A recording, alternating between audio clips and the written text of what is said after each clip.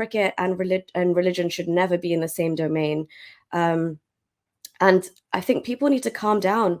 The subcontinent fans can be extremely savage. And when I heard that there were rape threats to, was it Kohli's daughter, right? Yeah. And so Yeah. rape threats to like a young like daughter of the sportsman. And then Mohammed Shami got so much stick as well.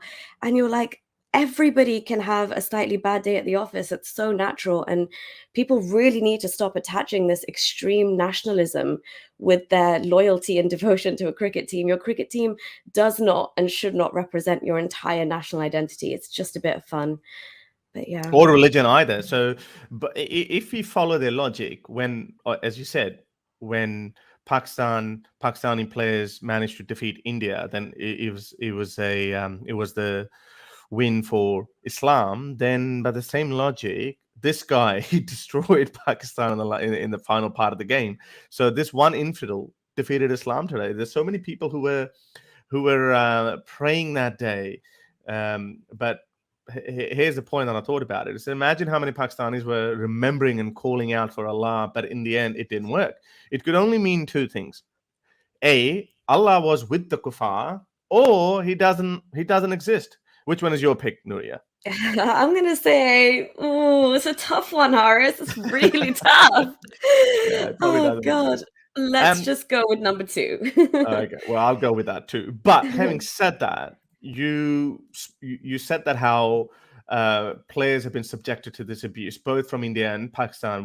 You mentioned Virat Kohli's sister, infant daughter. I think she's barely 6 years old. Yeah. Some guy was threatening to rape her. Luckily, he got arrested, and I hope he goes away for a bit of time. And Mohammed Shami, one of the Muslim players on the Indian side, he was called a traitor, a Muslim, go back to Pakistan, etc., just because he had a bad day at the office. Pakistanis were jumping up and down. They're like, yeah, look at this Islamophobia. Pakistani media was right on the money with it, and they were like just going at it. I'll show you some of this. One of but also, Horace, on the flip side as well, remember what I mean with the fear for Hassan Ali was that even as a Muslim now, what did they bring up? Him being a Shia, and zooming into the way he prays, and it's just any chance to call them out as the other, they take it. Exactly. So this is what happened with blaming Shami for World Cup drubbing unmasks India's rising Islamophobia. Okay, fair enough. I can say that because we identify, we are logically consistent. We bring these issues on both sides equally. But here, they're saying Pakistani fans rally support for Hassan Ali despite Indian plot.